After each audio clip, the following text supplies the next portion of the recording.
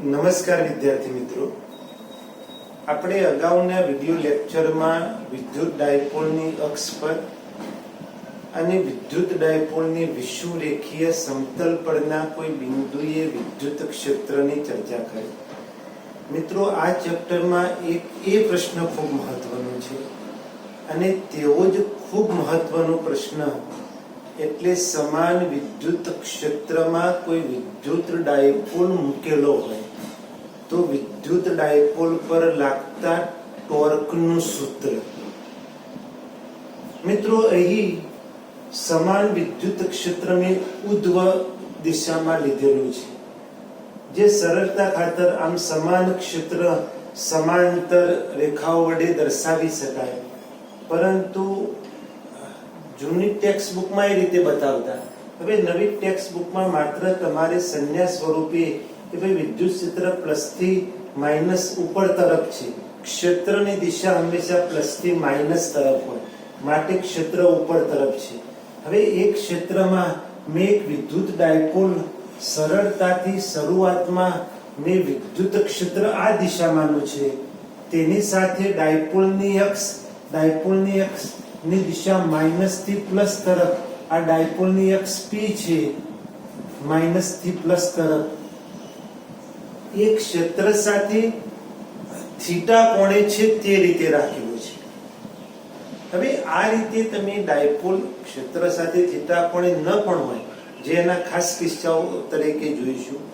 શરૂઆતમાં એક વ્યાપક ચર્ચા કરવા માટે મેં વિદ્યુત ડાયપોલને આમને ક્ષેત્ર સાથે થોડો ત્રોસો કંઈક થીટા ક્ષેત્ર આમ છે, કંઈક થીટા કોણે આમ રાખેલું છે. તો સ્પષ્ટ વાત છે કે આ ક્ષેત્ર આ તરફ ઉપર તરફની દિશામાં છે, એટલે ક્ષેત્રની દિશા પ્લસ થી માઇનસ તરફ હોય, એટલે ડાયપોલના આ માઇનસ વિદ્યુત ભાર પર ક્ષેત્રનું પ્લસ નીચે તરફ છે, તો અહીં નીચે તરફ બળ લાગે માઇનસ ક્યુ.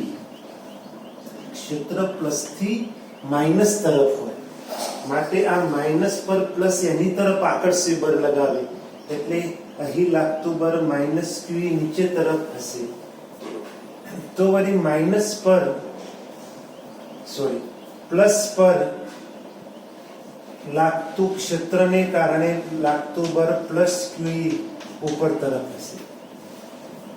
તો ફરીવાર માઇનસ ક્યુ વિદ્યુત ભાર ક્ષેત્ર ઉપર તરફ છે, ક્ષેત્ર હંમેશા પ્લસ થી માઇનસ તરફ હોય, એટલે ઉપર તરફના ક્ષેત્રનો ધન વિદ્યુત ભાર નીચે તરફ છે, ઋણ ઉપર તરફ છે, માટે આ ઋણ ધન તરફ આકર્ષાય, માટે માઇનસ ક્યુ નીચે તરફ લાગે, પ્લસ ક્યુ ઉપર તરફ લાગે. અહીં લાગતા બળો સમાન પરસ્પર વિરુદ્ધ દિશાના છે. વિદ્યાર્થી મિત્રો, આ કોઈ વિદ્યુત ડાયપોલ ક્ષેત્ર સાથે આમ થીટા કોણે ગોઠવેલો છે. અહીં ડાયપોલ પર અહીં લાગતું બળ પ્લસ ક્યુ, અહીં લાગતું બળ માઇનસ ક્યુ, લાગતા બળો સમાન પરસ્પર વિરુદ્ધ દિશામાં, પણ એક રેખા પર નહીં. આની કાર્યરેખા એક રેખા પર નથી, જુદા જુદા સ્થાને છે, માટે આને કારણે ટોર્ક પેદા થશે અને આ ડાયપોલનું ભ્રમણ શરૂ થશે. ભ્રમણ થવું એટલે ડાયપોલ પર પરિણામી ટોર્ક લાગશે અને ડાયપોલ આમ આ બાજુ એક બળ, આ બાજુ એક બળ, તમે બંને બાજુ આમ બળ લગાવતા હોય તો આનું ભ્રમણ થશે. લાગતા બળો સમાન પરસ્પર વિરુદ્ધ, પણ એક રેખા પર નહીં, માટે ડાયપોલ પર લાગતું કુલ પરિણામી બળ શૂન્ય કહેવાય, પણ પરિણામી ટોર્ક શૂન્ય નથી, કારણ કે બંને બળો અલગ અલગ સ્થાને છે. તો ડાયપોલ પર ટોર્ક લાગે છે, અને આ ટોર્ક કેટલું, તો બળ યુગ્મની ચાક માત્રામાં 11મા ધોરણમાં શીખી ગયા કે આવા લાગતા બળો સમાન પરસ્પર વિરુદ્ધ અને એક રેખા પર ન હોય ત્યારે ટોર્ક એ ઉગમ બિંદુ પર આધારિત નથી, ત્યારે ટોર્કનું મૂલ્ય, એટલે ખૂબ સરસ સમજ, ટોર્કનું મૂલ્ય એટલે બેમાંથી કોઈ એક બળ જેનું મૂલ્ય તો સમાન છે, દરેક બળનું માન એટલે મૂલ્ય અને બે પ્રતિ સમાંતર બળો વચ્ચેનું લંબ અંતર ટોર્ક આટલું બને, જેને બળ યુગ્મની ચાક માત્રા કહે છે. બંને લાગતા બળો સમાન, પરસ્પર વિરુદ્ધ પણ એક રેખા પર ન હોય ત્યારે ટોર્ક પેદા કરે છે, જે ડાયપોલની ભ્રમણ કરાવે છે. અને આ ટોર્કનું મૂલ્ય એ બેમાંથી કોઈ એક બળનું મૂલ્ય અને બે બળો વચ્ચેનું લંબ અંતર જેટલું હોય છે, જે 11મા ધોરણમાં બળ યુગ્મની ચાક માત્રામાં ટોર્કમાં સાબિત કર્યું.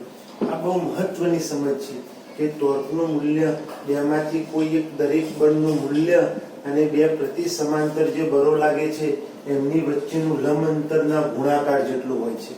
માટે ટો કેટલું મૂલ્ય સ્વરૂપે, તો કોઈ બંને બળોનું મૂલ્ય એટલે બંને બળોમાંથી કોઈ એક બળનું મૂલ્ય એટલે QE અને બંને બળો વચ્ચેનું બંને પ્રતિ સમાંતર બળો વચ્ચેનું લંબ અંતર. લંબ અંતર એટલે એક બળની કાર્યરેખા આમ છે, બીજા બળની કાર્યરેખા આમ છે. તો વિદ્યાર્થી મિત્રો, લંબ અંતર એટલે એક બળની કાર્યરેખા આમ છે, બીજા બળની કાર્યરેખા આ દિશામાં છે. એ બંને વચ્ચેનું લંબ અંતર એટલે આ અંતર જે બને, આ અંતરે બંને કાર્યરેખા વચ્ચેનું લંબ અંતર છે. બંને પ્રતિ સમાંતર બળો વચ્ચેનું લંબ અંતર છે આ લંબ અંતર. એકની કાર્યરેખા આમ, બીજાની કાર્યરેખા આમ, તો આ લંબ અંતર. તો આ લંબ અંતર કેટલું બને? તો આ ડાયપોલની લંબાઈ છે, જે કુલ લંબાઈ 2a છે. ડાયપોલ ક્ષેત્ર સાથે થીટા કોણે છે, એટલે ક્ષેત્ર આમ છે તો આ એંગલ થીટા છે. આ ડાયપોલ ચાક માત્રા એક ક્ષેત્ર સાથે થીટા કોણે છે, તો આમ ક્ષેત્ર છે એની સાથે p થીટા કોણે છે. તો આ થીટા કોણે હોય તો આ z બને, એટલે આ એંગલ પર થીટા બને. અને આકૃતિ પરથી sin થીટા એટલે સામેની બાજુ ભાગ્યા કણ, સામેની બાજુ એટલે આ થશે, જે આકૃતિ પરથી sin થીટા એટલે સામેની બાજુ ભાગ્યા કણ 2a, તેથી સામેની બાજુ 2a sin થીટા બને અને આ પાસેની બાજુ 2a cos થીટા બને.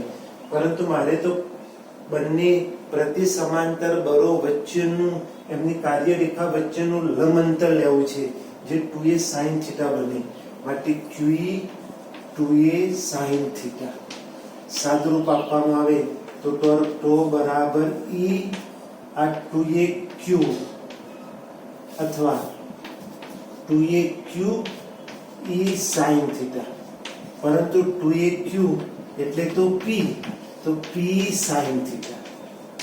પરંતુ વિદ્યાર્થી મિત્રો, આપણે જાણીએ છીએ કે AB sin થીટા એટલે સદિશ A ક્રોસ સદિશ B, એમ P sin થીટા એટલે સદિશ P ક્રોસ સદિશ E હોવાથી ટોર્ક ટો સદિશ સ્વરૂપે સદિશ P ક્રોસ સદિશ E આમ થશે.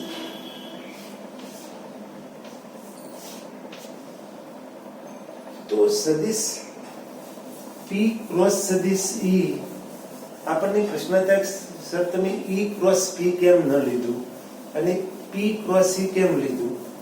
તો અહીં ડાયપોલ મોમેન્ટ P આમ છે, E ઉપર તરફ છે, તો જમણા હાથના નિયમ પરથી P ક્રોસ E, P આમ હોય, E ઉપર તરફ હોય, તો જમણા હાથની આગળીઓ P તરફ રાખી E તરફ વીંટાળું તો અંગૂઠો બહારની દિશામાં આવે. અહીં આ ડાયપોલ પર વિષમગળી દિશામાં ટોર્ક લાગે છે, જે આમ બહાર નીકળતું બતાવે છે. માટે P ક્રોસ E. જો E ક્રોસ P લેવામાં આવે તો E ક્રોસ P, E ઉપર તરફનું, P આ તરફનું, E થી P અંદર તરફ, જે આ સમગળી બતાવે, જે અહીં લાગતા ટોર્કથી વિરુદ્ધ દિશામાં થાય. માટે P ક્રોસ E એ લંબરૂપે પુસ્તકના પાનામાંથી બહાર આવતી દિશા છે અને આકૃતિમાં પણ લાગતા ટોર્ક આ દિશામાં છે, એટલે લંબરૂપે બહાર છે. માટે ટોર્ક ટો P ક્રોસ E બને. સ્પષ્ટતા કરી શકું કે અહીં ટોર્ક ટોની દિશા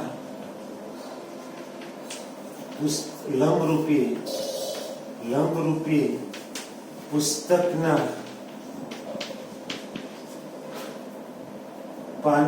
પુસ્તકના પાનને લંબરૂપે બહાર તરફ છે. આવી સ્પષ્ટતા હું કરી શકું. તો આમ ખૂબ મહત્વનું સૂત્ર, ટોર્ક ટો મૂલ્યમાં P sin થીટા, સદિશ સ્વરૂપે ટોર્ક ટો બરાબર P ક્રોસ E. વિદ્યાર્થી મિત્રો, અહીં આ થિયરીની ચર્ચા પૂર્ણ થઈ, પરંતુ એની નીચે બીજી ખૂબ સરસ જે એમસીક્યુ સ્વરૂપે અથવા કોમ્પિટિટિવ એક્ઝામોમાં જેની ચર્ચા થઈ શકે એવી ખૂબ સરસ ચર્ચા કરી છે. એ માની લઉં કે કોઈ ડાયપોલ એટલે એક -q વિદ્યુત ભાર, બીજો +q વિદ્યુત ભાર, ડાયપોલ મોમેન્ટની દિશા માઇનસ થી પ્લસ તરફ. હવે માની લઉં કે વિદ્યુત ક્ષેત્ર E પણ આ દિશાનું હોય અને સમાન ન હોય. બીજી એક સ્પષ્ટતા કરું કે મેં આ થિયરીમાં જે ચર્ચા કરી એ સમાન વિદ્યુત ક્ષેત્રમાં એક વિદ્યુત ડાયપોલ આમ ક્રોસો ગોઠવ્યો છે. તો મેં એક વાત કરી કે અહીં +QE બર લાગે, અહીં -QE બર લાગે, લાગતા બરો સમાન પરસ્પર વિરુદ્ધ, માટે ડાયપોલ પર ટોર્ક લાગે અને ડાયપોલનું ભ્રમણ શરૂ થાય. જ્યારે ભ્રમણ કરતો કરતો ડાયપોલ ક્ષેત્રને સમાંતર ગોઠવાઈ જાય ત્યારે P અને E ઉપર તરફ અને P પણ ઉપર તરફ એક જ દિશામાં થઈ ગયા. થીટા બરાબર 0 અને sin 0 એટલે 0. પછી ટોર્ક લાગશે નહીં, ડાયપોલના ભ્રમણ અટકી જશે અને ડાયપોલ સ્થિર બની જશે. હવે મારે ચર્ચા કરવી છે કે સમાન વિદ્યુત ક્ષેત્ર ન હોય, અસમાન વિદ્યુત ક્ષેત્ર હોય તો શું થાય. તો પ્રથમ આ સ્વરૂપે જ વાત કરું કે ઉપર તરફ વધતું અસમાન વિદ્યુત ક્ષેત્ર છે. તો ડાયપોલ પર આ વધારે ક્ષેત્રમાં છે એટલે આ QE અહીં આગળ ઓછા ક્ષેત્રમાં છે એટલે અહીં લાગતું બળ વધુ છે, અહીં લાગતું બળ ઓછું થાય એટલે ડાયપોલના ભ્રમણ થશે. સાથે સાથે અહીં બળ વધુ લાગતા હોવાથી તેનું ઉપર તરફ રેખીય સ્થાનાંતર પણ થશે. જ્યારે ડાયપોલ ભ્રમણ કરતો કરતો ક્ષેત્રની દિશામાં ગોઠવાઈ જાય ત્યારે થીટા 0 થઈ ગયું, ટોર્ક 0 થઈ જશે, ભ્રમણ અટકી જશે, પરંતુ રેખીય ગતિ ચાલુ રહેશે. તો આની આ ચર્ચા હવે નવી બુકમાં કેવી રીતે કરી છે કે માની લઉં કે ડાયપોલ આ રીતે ગોઠવેલો છે, આમ વધતું વિદ્યુત ક્ષેત્ર આ દિશામાં છે. તો સ્પષ્ટ વાત છે કે વિદ્યુત ક્ષેત્ર હંમેશા પ્લસ થી માઇનસ તરફ હોય એટલે આ માઇનસ પર આ બાજુ લાગતું બળ -QE, પ્લસ પર આ બાજુએ લાગતું બળ +QE. આ બાજુ એક ક્ષેત્ર આમ જઈએ તેમ વધતું હોય તો આ +QE એ આના કરતો અહીં વધુ છે એટલે QE ડેશ વડે દર્શાવું. તો આના કરતો અહીં વધતું જતું હોય તો આ વધુ છે, આ ઓછું થાય, માટે ડાયપોલ વધુ ક્ષેત્ર તરફ રેખીય ગતિ કરે. એટલે અહીં E અને P એક જ દિશામાં, P અને E એક જ દિશામાં હોય, સમાન દિશામાં હોય તો ડાયપોલ પર પરિણામી બળ વધતા વિદ્યુત ક્ષેત્ર E તરફ લાગે. તો ડાયપોલ પર આમ પરિણામી ક્ષેત્ર લાગે.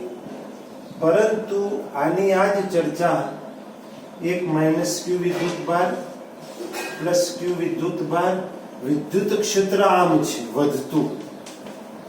વધતું અને ડાયપોલ મોમેન્ટ માઇનસ થી પ્લસ આમ છે વિરુદ્ધ દિશામાં. તો અહીં આ -QE ડેશ અહીં +QE આ વધુ છે આના કરતા.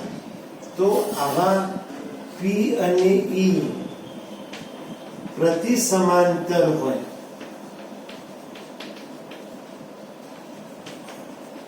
તો પરિણામી બળ એ આમ વિરુદ્ધ દિશામાં લાગે. પરિણામી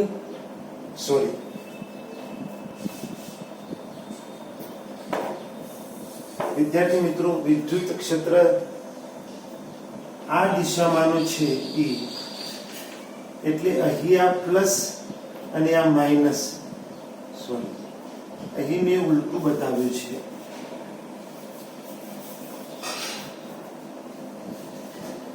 વિદ્યુત ક્ષેત્ર પ્લસ થી માઇનસ આમ છે, તો આ પ્લસ પ્લસ વચ્ચે અપાકર્ષણ એટલે આ લાગતું બળ આમ થાય. આ માઇનસ માઇનસ વચ્ચે અપાકર્ષણ અહીં લાગતું બળ આમ થાય. પરંતુ અહીં ક્ષેત્ર આ પ્રબળ ક્ષેત્રમાં છે, આ નબળા ક્ષેત્રમાં છે, માટે આ માઇનસ ક્યુ વધુ હશે પ્લસ ક્યુ કરતા, માટે ડાયપોલ આ તરફ ધકેલાશે. એટલે કે E અને P પ્રતિ સમાંતર હોય તો પરિણામી વિદ્યુત ક્ષેત્ર એ આ E ની વિરુદ્ધ દિશામાં હશે. P અને E સમાન દિશામાં હોય તો પરિણામી ક્ષેત્ર એ વધતા વિદ્યુત ક્ષેત્ર તરફ જાય. જો P અને E પ્રતિ સમાંતર હોય તો ડાયપોલ એ ઘટતા ક્ષેત્ર તરફ વિદ્યુત ક્ષેત્રની વિરુદ્ધ દિશામાં તરફ ગતિ કરે.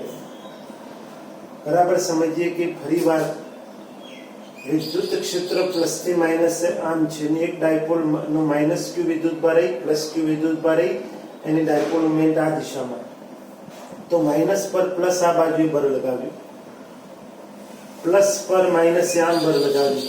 અહીં ક્ષેત્ર વધુ છે, અહીં ઓછું હોય તો આ લાગતું બળ વધુ થાય, આ ઓછું થાય, એટલે ડાયપોલ પર પરિણામી બળ વધુ ક્ષેત્ર તરફ થાય. હવે અહીં વધતું ક્ષેત્ર આ વિરુદ્ધ દિશાનું હોય તો આ માઇનસ ક્યુ પર બળ આમ લાગે, પ્લસ ક્યુ પર બળ આમ લાગે. આ વધતા ક્ષેત્રમાં છે એટલે આ મોટું છે, આ નાનું છે, માટે પરિણામી બળ આ તરફ લાગે. એટલે P અને E પ્રતિ સમાંતર હોય તો પરિણામી બળ ઘટતા વિદ્યુત ક્ષેત્ર E તરફ આમ જાય. હવે આમ જાવ એમ વધતું છે તો ઘટતા ક્ષેત્ર તરફ પરિણામી બળ લાગે. આમ ડાયપોલ સમાન વિદ્યુત ક્ષેત્રમાં હોય તો કુલ પરિણામી બળ શૂન્ય ટોર્ક લાગે. અસમાન વિદ્યુત ક્ષેત્રમાં હોય તો પરિણામી બળ શૂન્ય ન થાય, ટોર્ક પણ લાગે અને પરિણામી બળ પણ લાગે. તો આ MCQ સ્વરૂપે આ ચર્ચા સમજી શકાય. થેન્ક યુ વિદ્યાર્થી.